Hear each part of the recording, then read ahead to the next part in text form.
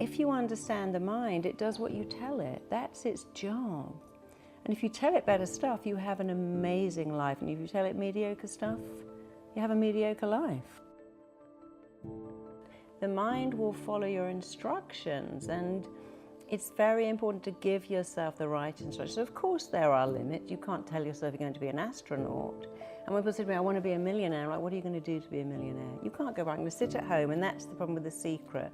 Attract millions to you. What are you going to do for these millions? I want to have a six-pack. You do need to go to the gym. I want to have great health. Well, stop eating pizza and eat better food. But once you get the mind to want it, it's actually easy. But when people say to me, I want to be a millionaire, then we tell them, well, any goal of significance requires you to learn something new. But then they have a fear of learning.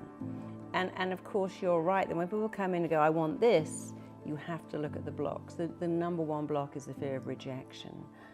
If I make it, I might get rejected. If I find love, they might leave. If I make all that money, people won't like me anymore. So you've got to smash out of the ballpark the fear of rejection.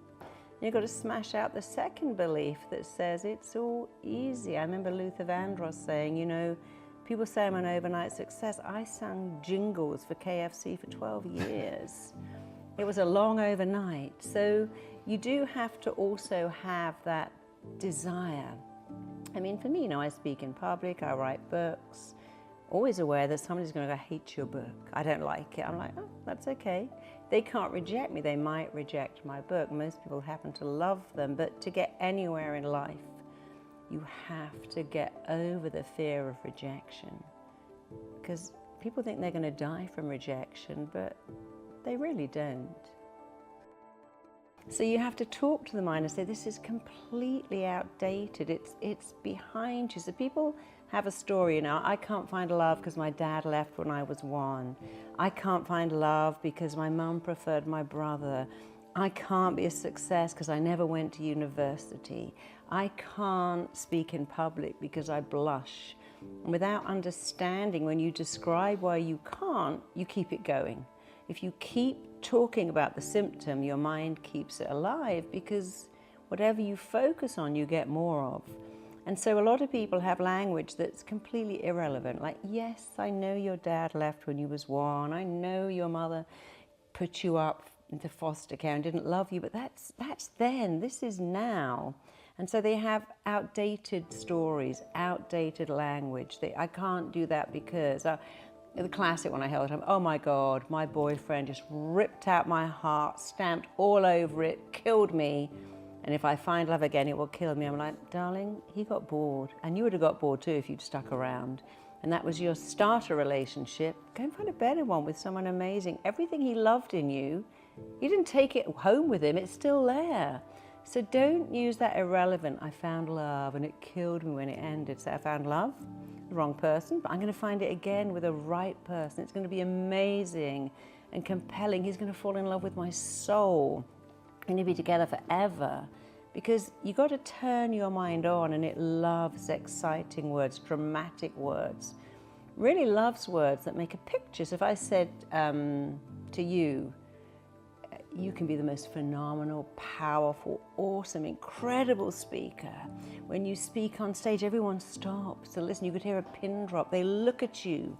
They hear what you're saying. They like you. The mind goes, oh, I like this. I know where I'm going here. But when you go, I'm not bad at speaking. Sometimes I'm quite good. Occasionally, I really get it right. The mind goes, what are you talking about? That's not dramatic enough for me. Well, there's certain rules of your mind that I like to operate from, and one is the mind learns by repetition. So nobody would go to the gym and go, I've done 500 sit-ups, I should have a six-pack now. You know you've got to go back and do them again and do them again. Once you get that six-pack, you can keep it with a little less repetition. And so it is with how we dialogue with ourselves. You know, my passion is to get schools to teach children to dialogue with themselves better. So repetition is very important, but it's not quite enough. You know, if you were a chronic alcoholic and said, right, I'm going to say every day, I don't drink, I don't drink, I don't drink, that probably won't work. First of all, the mind doesn't know what don't is. When you say I don't drink, it's like saying, I'm not thinking about chocolate. You have to think about the word that's most descriptive in the sentence. It's like saying, don't think of an orange snowman. Now you've got to think of an orange snowman, even if you've never seen one in your life. So the combination of repetition, powerful words can be more than enough. I mean, somebody wrote to me and said my kid was lying on the floor hysterical about her exams, and I played one of your audios and she got up and she said, I'm going to ace this, and she went to school and she did ace it, and I could tell even by the set of her chin that she knew. But for many people, they need more. They need you to go back and unpick their story. Why do you do what you do? What happened to you? Why are you an alcoholic? In understanding why, for most people, that's their aha moment. They go, oh my God, I never knew it. That's why I do that. Oh, and then you add in, and now you know you never have to do it again. The mind's job is to do what you tell it.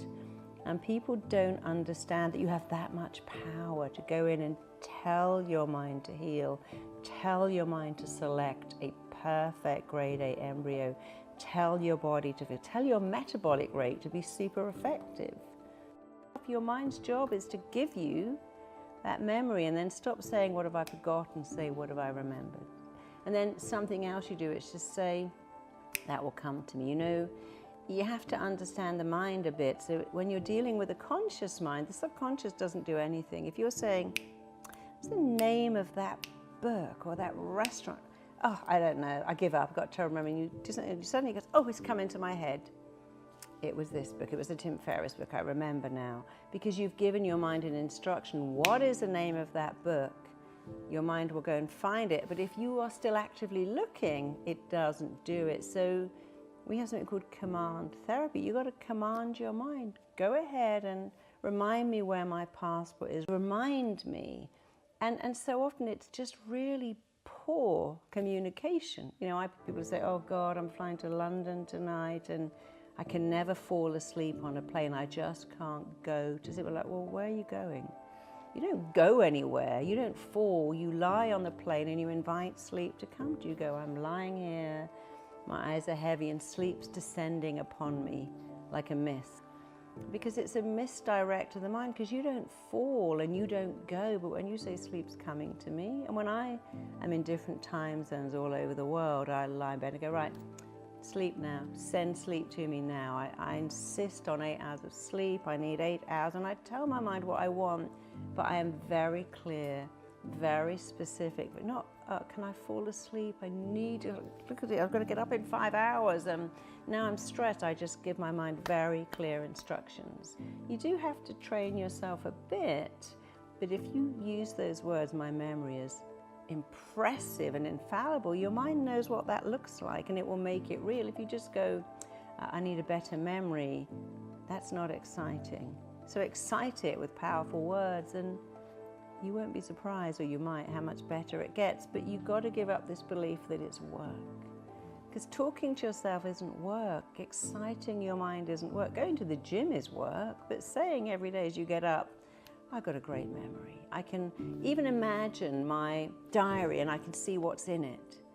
If you tell yourself that, it actually really becomes true, and you'll notice that everyone who's got a good memory will say, my memory is amazing. Oh, I have the best memory ever. They never go, oh, I've got a mind like a sieve. I'd forget my head if it wasn't screwed on. I would forget the eyes in my head if they weren't there. But people with a poor memory, they justify it. They remind themselves how bad it is instead of deciding, no, I'm going to have a great memory.